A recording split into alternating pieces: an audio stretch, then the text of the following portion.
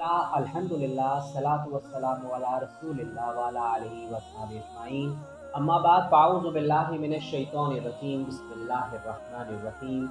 Rabbi इश्रह ली सदरी व यस्सिर ली अमरी वहलुल उक़दतम मिन लिसानी यफ़क़हू क़ौली। मोअज़्ज़िज़ ख़वातीन व हज़रात, अस्सलामु अलैकुम व रहमतुल्लाहि व बरकातुहू। मैं हूँ आपका होस्ट एमएस अंसारी और आप देख रहे हैं हमारा यूट्यूब चैनल दी अंसारिया।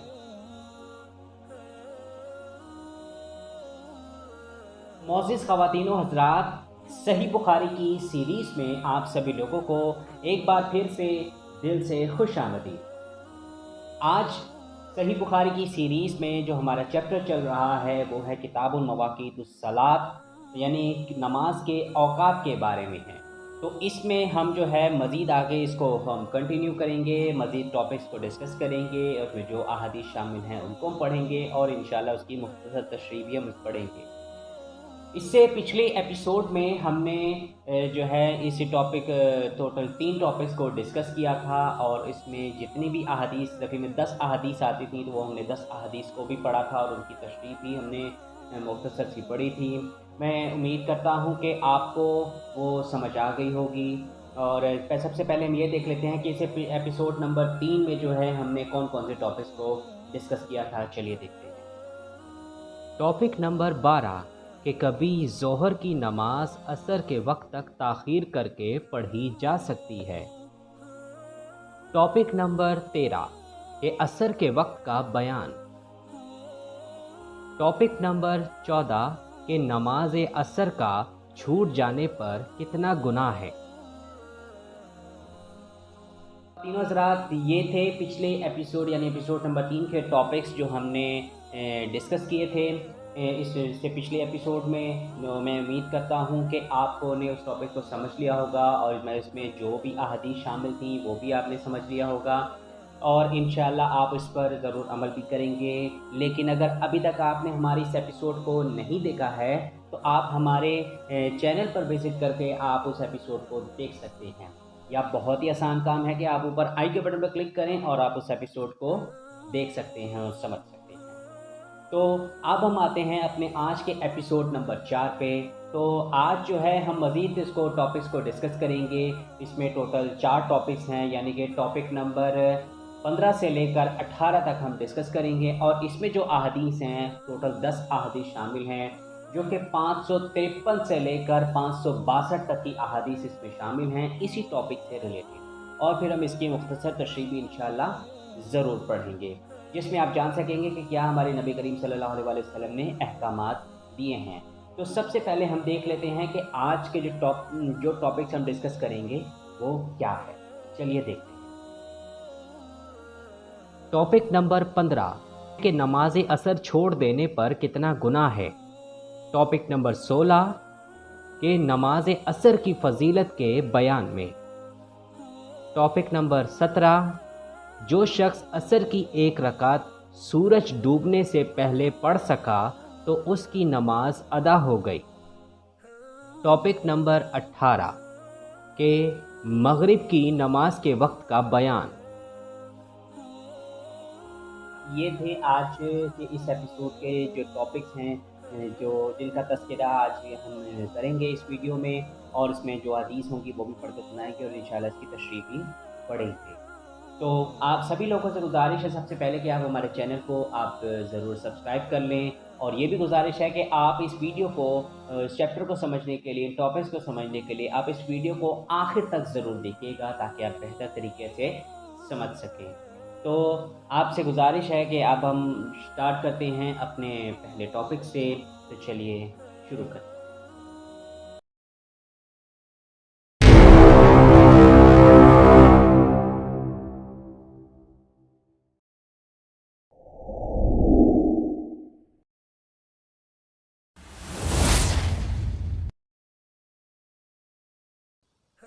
टॉपिक नंबर 15 नमाज असर छोड़ देने पर कितना गुनाह है। सही बुखारी की हदीस नंबर 553 में इरशाद है कि हमसे मुस्लिम बिन इब्राहीम ने बयान किया, उन्होंने कहा हमसे हिशाम बिन अब्दुल्ला दस्तवाई ने बयान किया کہا ہمیں یحییٰ بن ابی کثیر نے ابو قلابہ عبداللہ بن زید سے خبر دی، انہوں نے ابو الملیح سے کہا ہم بریدہ رضی اللہ عنہ کے ساتھ ایک سفر جنگ میں تھے، ابر و بارش کا دن تھا، آپ نے فرمایا کہ عصر کی نماز جلدی پڑھ لو، کیونکہ نبی کریم صلی اللہ علیہ وآلہ وسلم نے فرمایا کہ جس نے عصر کی نماز چھوڑ دی اس کا نیک عمل ضائع ہو گیا۔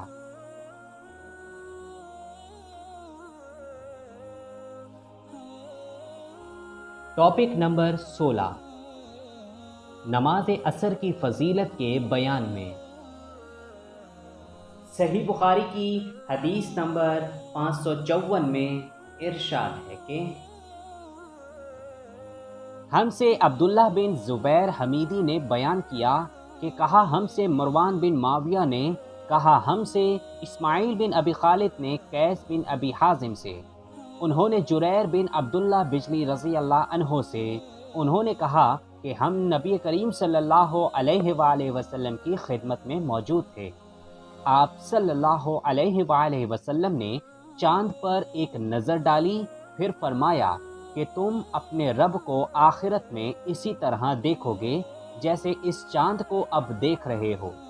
اس کے دیکھنے میں تم کو کوئی زحمت بھی نہیں ہوگی، پس اگر تم ایسا کر سکتے ہو کہ سورج طلوع ہونے سے پہلے والی نماز یعنی نماز فجر اور سورج غروب ہونے سے پہلے والی نماز یعنی نماز عصر سے تمہیں کوئی چیز روک نہ سکے تو ایسا ضرور کرو۔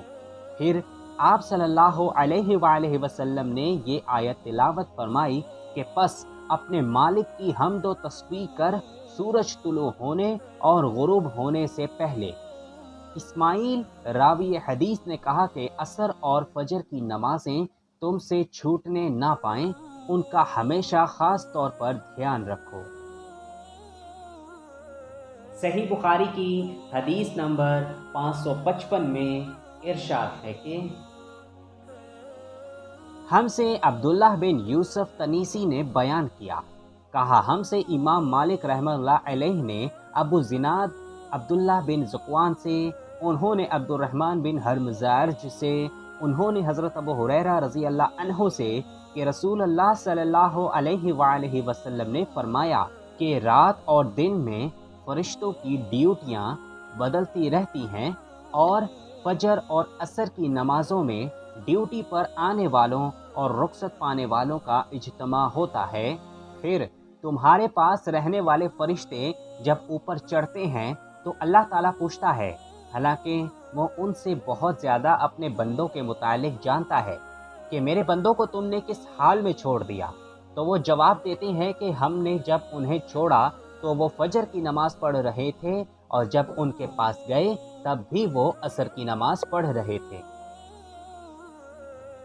فرشتوں کا یہ جواب انہی نیک بندوں کے لیے ہوگا جو نماز پابندی کے ساتھ ادا کرتے تھے، اور جن لوگوں نے نماز کو پابندی کے ساتھ ادا ہی نہ کیا، اللہ کے دربار میں فرشتے ان کے بارے میں کیا کہہ سکیں گے؟ کہتے ہیں کہ ان فرشتوں سے مراد کرامن کاتبین ہی ہیں جو آدمی کی محافظت کرتے ہیں، صبح شام ان کی بدلی ہوتی رہتی ہے۔ کرتبی نے کہا یہ 2 فرشتے ہیں، اور پروردگار جو سب کچھ جاننے والا ہے اس کا ان سے پوچھنا ان کے قائل کرنے کے لیے ہے جو انہوں نے آدم علیہ السلام کی پیدائش کے وقت کہا تھا کہ آدمی ذات زمین میں خون اور فساد کریں گے۔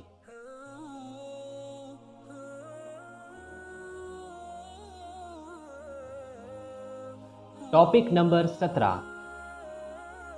جو شخص عصر کی 1 رکعت سورج ڈوبنے سے پہلے پڑھ سکا تو اس کی نماز ادا ہو گئی۔ صحیح بخاری کی حدیث نمبر 556 میں ارشاد ہے کہ ہم سے ابو نعیم نے بیان کیا، انہوں نے کہا ہم سے شیبان نے یحییٰ بن ابی کثیر سے، انہوں نے ابو سلمہ سے، انہوں نے حضرت ابو ہریرہ رضی اللہ عنہ سے کہ رسول اللہ صلی اللہ علیہ وآلہ وسلم نے فرمایا کہ اگر عصر کی نماز کی 1 رکعت بھی کوئی شخص سورج غروب ہونے سے پہلے پا سکا تو پوری نماز پڑھے، اس کی نماز ادا ہوئی نہ قضا۔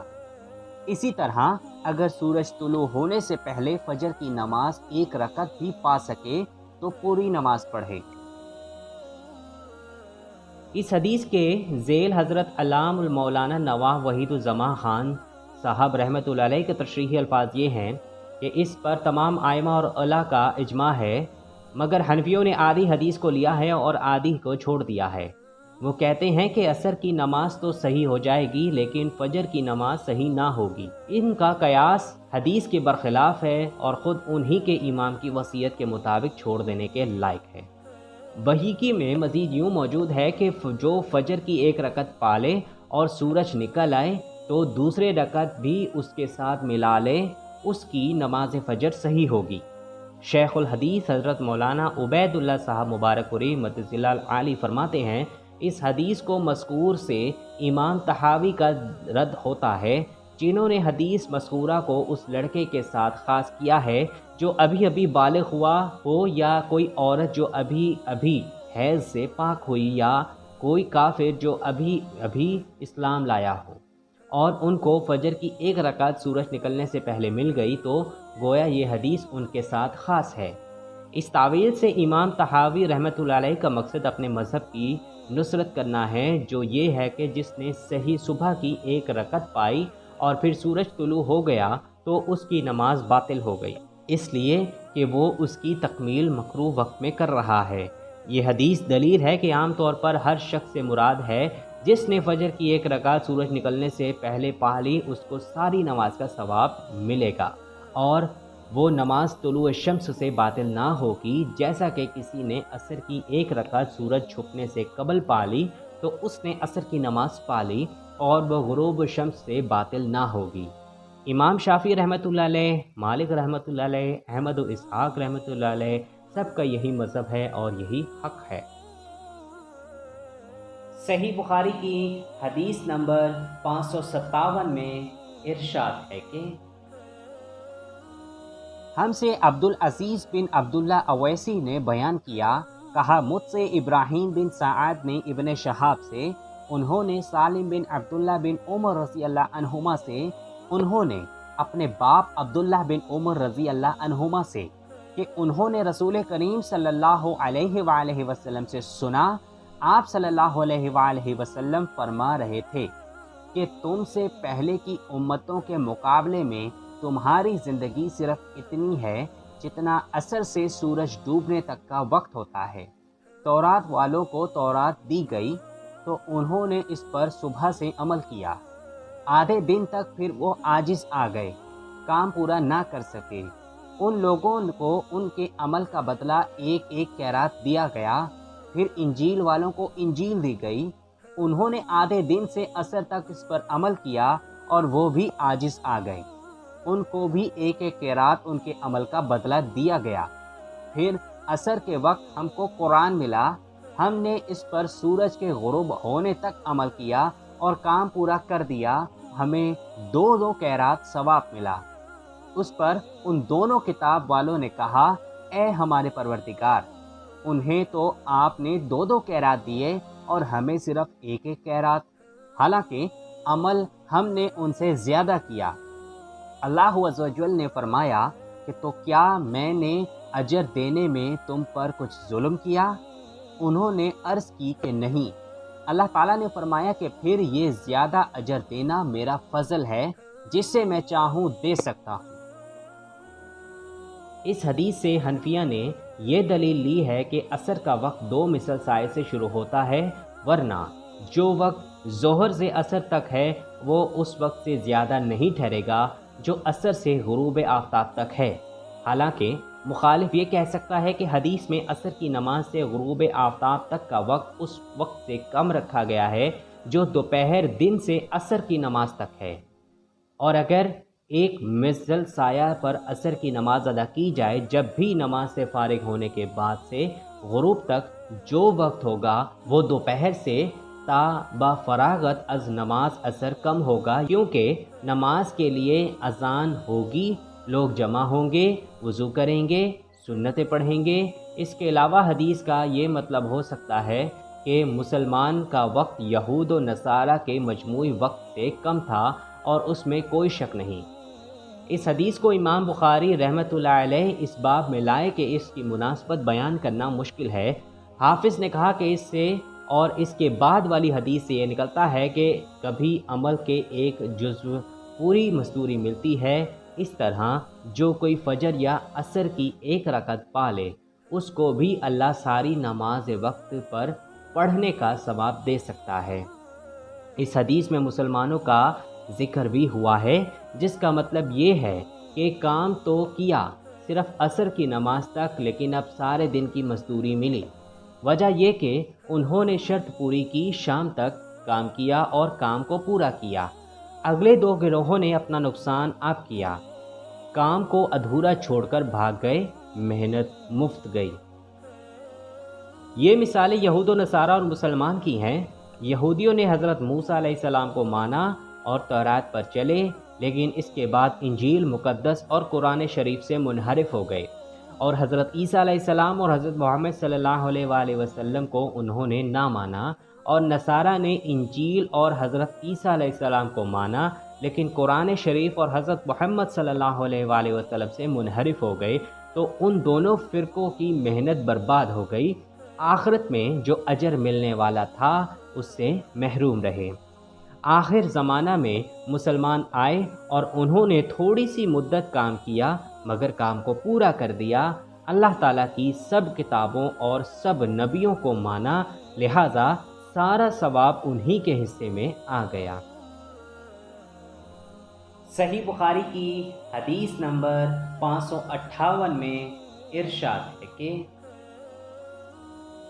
ہم سے ابو قریب محمد بن علا نے بیان کیا، کہا ہم سے ابو اسامہ نے برید بن عبداللہ کے واسطے سے بیان کیا، انہوں نے ابو بردہ عامر بن عبداللہ سے، انہوں نے اپنے باپ ابو موسیٰ اشعری عبداللہ بن قیس رضی اللہ عنہ سے،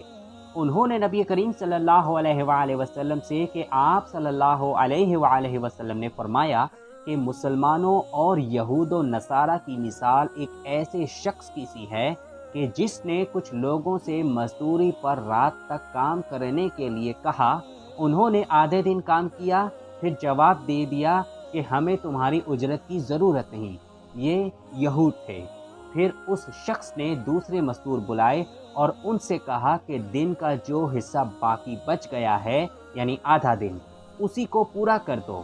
شرط کے مطابق مزدوری تمہیں ملے گی۔ انہوں نے بھی کام شروع کیا لیکن عصر تک وہ بھی جواب دے بیٹھے، یہ نصارہ تھے۔ پس اس تیسرے گروہ نے جو اہل اسلام ہیں پہلے دو گروہوں کے کام کی پوری مزدوری لے لی۔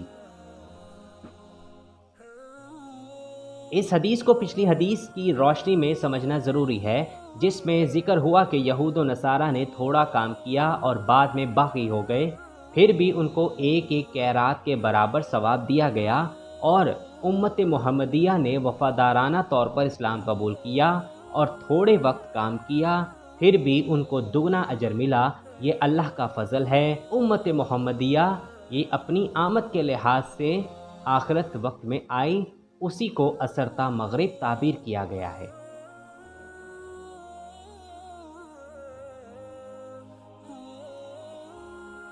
ٹاپک نمبر 18، مغرب کی نماز کے وقت کا بیان۔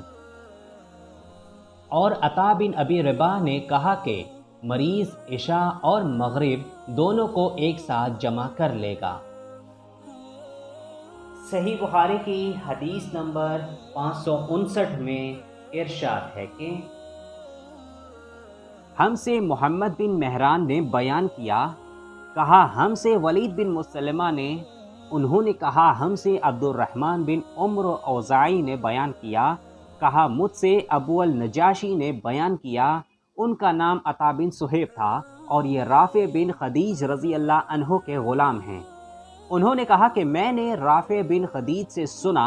آپ صلی اللہ علیہ وآلہ وسلم نے فرمایا کہ ہم مغرب کی نماز نبی کریم صلی اللہ علیہ وآلہ وسلم کے ساتھ پڑھ کر جب واپس ہوتے اور تیر اندازی کرتے تو اتنا اجالا باقی رہتا تھا کہ ایک شخص اپنے تیر گرنے کی جگہ کو دیکھتا تھا۔ حدیث سے ظاہر ہوا کہ مغرب کی نماز سورج ڈوبنے پر فوراً ادا کر لی جایا کرتی تھی۔ بعض احادیث میں یہ بھی آیا ہے کہ مغرب کی جماعت سے پہلے صحابہ 2 رکعت سنت بھی پڑھا کرتے تھے، پھر فوراً جماعت کھڑی کی جاتی تھی، اور نماز سے فراغت کے بعد صحابہ کرام بعض دفعہ تیر اندازی کی مشق بھی کیا کرتے تھے، اور اس وقت اتنا اجالا رہتا تھا کہ وہ اپنے تیر گرنے کی جگہ کو دیکھ سکتے تھے۔ مسلمانوں میں مغرب کی نماز اول وقت میں پڑھنا سنت موارثہ ہے، مگر صحابہ کی دوسری سنت یعنی تیر اندازی کو وہ اس طرح بھول گئے کہ گویا یہ کوئی کام ہی نہیں، حالانکہ تعلیمات اسلام کی روح سے سپاہیانہ فنون کی تعلیمات بھی مذہبی مقام رکھتی ہیں۔ صحیح بخاری کی حدیث نمبر 560 میں ارشاد ہے کہ ہم سے محمد بن بشار نے بیان کیا، کہا ہم سے محمد بن جعفر نے، کہ کہا ہم سے شعبہ بن حجاج نے سعد بن ابراہیم سے، انہوں نے محمد بن عمرو بن حسن بن علی سے، انہوں نے کہا کہ حجاج کا زمانہ آیا اور وہ نماز دیر کر کے پڑھا کرتا تھا، اس لیے ہم نے حضرت جابر بن عبداللہ رضی اللہ عنہما سے اس کے بارے میں پوچھا تو انہوں نے فرمایا کہ نبی کریم صلی اللہ علیہ وآلہ وسلم ظہر کی نماز ٹھیک دوپہر میں پڑھایا کرتے تھے، ابھی سورج صاف اور روشن ہوتا تو عصر کی نماز پڑھاتے، نماز مغرب وقت آتے ہی پڑھاتے، اور نماز عشاء کو کبھی جلدی پڑھاتے اور کبھی دیر سے۔ جب دیکھتے کہ لوگ جمع ہو گئے ہیں تو جلدی پڑھا دیتے، اور اگر لوگ جلدی جمع نہ ہوتے تو نماز میں دیر کرتے اور لوگوں کا انتظار کرتے، اور صبح کی نماز صحابہ رضی اللہ عنہم یا یہ کہا کہ نبی کریم صلی اللہ علیہ وآلہ وسلم اندھیرے میں پڑھتے تھے۔ صحیح بخاری کی حدیث نمبر 561 میں ارشاد ہے کہ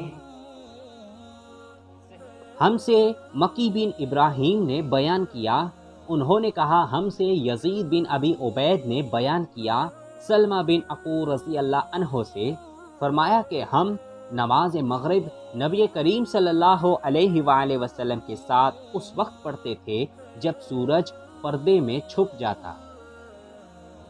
صحیح بخاری کی حدیث نمبر 562 میں ارشاد ہے کہ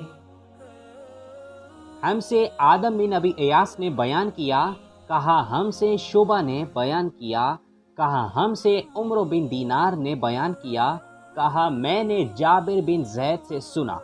وہ ابن عباس رضی اللہ عنہما کے واسطے سے بیان کرتے تھے، آپ نے فرمایا کہ نبی کریم صلی اللہ علیہ وآلہ وسلم نے 7 رکعت مغرب اور عشاء کی ایک ساتھ 8 رکعت ظہر اور عصر کی نمازیں ایک ساتھ پڑھیں۔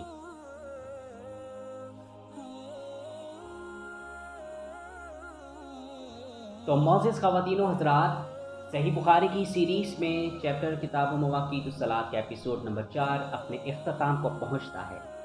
میں امید کرتا ہوں کہ آج کے اس ایپیسوڈ میں میں نے جتنے بھی ٹاپکس کو ڈسکس کیا ہے اس چیپٹر سے متعلق وہ، اور جو بھی احادیث میں نے پڑھ کر سنائی اور اس کی تشریح بھی جو پڑھی ہے میں نے، وہ یقیناً آپ کو کلیئر ہو گیا ہوگا اور آپ انشاءاللہ ضرور اس پر عمل بھی کریں گے۔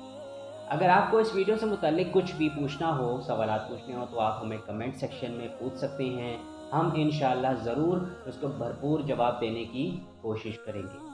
اس کے علاوہ آپ ہمیں فالو بھی کر سکتے ہیں ہمارے سوشل میڈیا اکاؤنٹ میں، فیس بک میں، انسٹاگرام میں اور لنکڈ ان، اور اگر آپ وہاں بھی پوچھنا چاہیں تو آپ پوچھ سکتے ہیں۔ تو آپ انتظار کیجئے اس سے نیکسٹ ایپیسوڈ یعنی ایپیسوڈ نمبر 5 کا، جو ٹھیک انشاءاللہ کل جو ہے ہم اس کو پبلش کر دیں گے۔